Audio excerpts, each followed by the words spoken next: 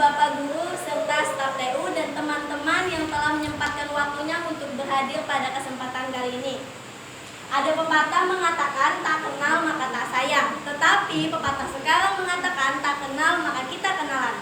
Oleh sebab itu, perkenalkan, nama saya Iya. Saya salah satu siswi dari sekolah SMK Negeri 1 Mentaya Hilir Selatan. Di sini saya akan menyampaikan penyuluhan dengan tema demam berdarah denggi atau DBD. Teman-teman, ada yang udah tahu belum apa penyakit demam berdarah denggi itu apa? Sudah tahu. Kalau gejalanya tahu? Tahu. Penyebabnya? Tahu. Oke, baik. Biasanya DBD disebabkan oleh virus denggi melalui gigitan nyamuk Aedes aegypti dan Aedes albopictus. Kemudian untuk gejalanya, gejala dan tanda demam berdarah denggi biasanya akan dirasakan demam yang tinggi terus-menerus. Yang kedua, mual, muntah, nyeri, dan nyeri kepala, nyeri sendi, bahkan nyeri di bagian belakang otot matanya. Yang ketiga, terdapat bintik-bintik merah di bagian seluruh tubuhnya, hingga membuat anak menjadi tidak pede dengan tubuhnya yang terdapat bintik-bintik tersebut. Selain itu juga, orang yang terdampak penyakit DBD akan merasa nafsu makannya menurun, sehingga dia bisa merasakan lemah, letih, dan lesu. Bahkan, penderita DBD akan mengalami mimisan dan juga gusi berdarah. Ngeri ya. Nah, jadi untuk kita semua, apabila ada keluarga, sanak saudara, bahkan diri kalian sendiri yang merasa bahwa dirinya ada gejala yang tadi, atau mungkin memang sudah terdampak oleh penyakit DBD, maka langkah pertama yang harus kalian lakukan adalah periksakan diri ke dokter. Atau mungkin kalau memang belum maksimal untuk ke dokter, kalian bisa melakukannya dengan kompres dengan air hangat, kemudian minum obat penurun panas, dan yang paling utama meminum air putih sebanyak-banyaknya, minimal 2 liter per hari. Pernah lihat nyamuk Aedes aegypti itu gimana? Belum. Mau lihat? Mau. Kita lihat. Oke, bisa kalian lihat di sini, nyamuk Aedes aegypti memiliki perawakan yang hitam dengan bintik-bintik putih di tubuhnya. Bahkan di bagian tubuhnya terdapat bulu-bulu halus.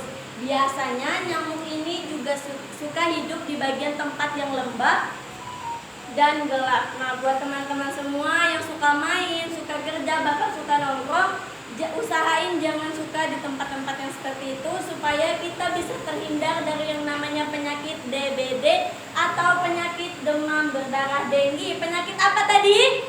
DBD. Selanjutnya kita masuk ke fase demam DBD. Biasanya fase demam berdarah itu dimulai dari hari kedua hingga hari ketujuh. Di fase pertama, yaitu hari 1 hingga ketiga, penderita akan mengalami demam yang cukup tinggi, yaitu 40 derajat Celcius. Kemudian di fase kedua, dia akan mengalami fase kritis di hari keempat hingga kelima. Nah, di fase ini juga demamnya tadi itu akan turun hingga 37 derajat Celcius. Selain itu, penderita juga merasa bahwa dia bisa melakukan aktivitas kembali atau telah merasa dirinya telah sembuh. Nah, tetapi yang perlu kalian ketahui bahwa di fase inilah jika tidak ada penanganan dan obat yang kuat, maka bisa mengakibatkan fatal pada tubuh. Karena turunnya trombosit atau pemecahan pembuluh darah atau pendarahan. Kemudian di fase ketiga, yaitu hari ke-6 hingga hari ke-7, penderita akan demam kembali dan trombositnya tadi akan membaik juga normal. Selanjutnya, apakah bisa DBD itu diberantas atau dicegah? Bisa. Nah, kalau misalnya sakit kan ada obatnya. Kalau misalnya masalah ada solusinya. Maka kalau misalnya menangani pasti ada mengatasi. Jadi kita dapat mengatasi DBD dengan 3M. M yang pertama yaitu menguras, menyikat tempat penampungan air secara rutin. supaya jentik-jentik yang bersarang di situ tidak berkembang biak dan menjadi nyamuk.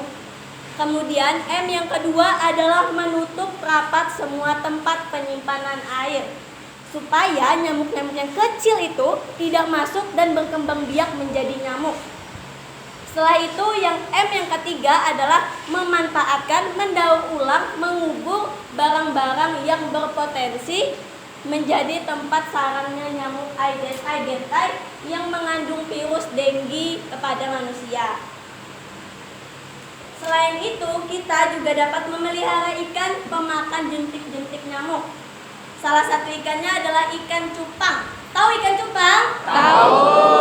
Pernah melihara ikan cupang? Pernah. Nah, itu namanya kalian sudah pernah mengatasi adanya jentik-jentik nyamuk yang nyamuk itu adalah Aedes aegypti. Selain ikan cupang, juga ada ikan kepala timah. Kalau ikan kepala timah tahu nggak? Ada. Sama saya juga. Nanti kita cari di Google ya. Selanjutnya adalah menggunakan obat anti nyamuk atau lotion nyamuk.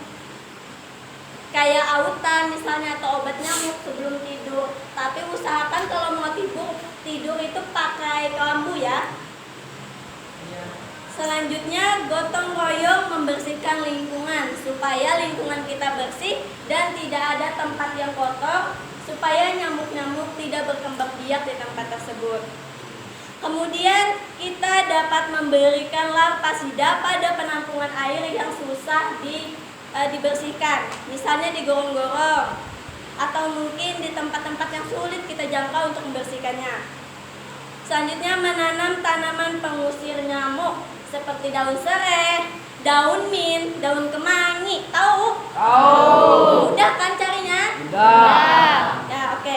Jadi kalau misalnya kalian mau yang lebih gampang kalian bisa menanam tanaman kayu putih. Tahu tanaman kayu putih? Tahu. Tanaman kayu putih itu adalah salah satu tanaman untuk melindungi kita dari nyamuk. Nah, kemudian upaya pencegahan dan penanganan demam berdarah dengue melalui kualitas pengetahuan masyarakat dan kita semua tentang betapa penting dan bahayanya untuk memberantas dan pencegahan demam berdarah dengue tersebut. Jadi untuk kita semua agar terlindung dari itu semua, mari kita bersihkan lingkungan, kita belajar dan kita cari tahu gimana sih cara memberantas dan menghilangkan nyamuk demam berdarah ini agar kita terlindung dari yang namanya penyakit demam berdarah dengue. Siap semua? Siap. Setuju kita berantas nyamuk ini? Setuju. Saya ada slogan untuk ini.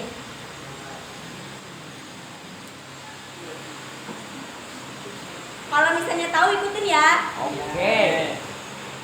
Ayo berantas DBD, langkah kecil dampak besar. Basmi nyamuk, keluarga sehat, bersama kita generasi emas, cegah DBD. Terima kasih untuk perhatiannya, yang sudah menyimak tolong diamalkan, kalau yang belum nanti tanya sama temannya. Saya pamit undur diri. Wassalamualaikum warahmatullahi wabarakatuh. Waalaikumsalam.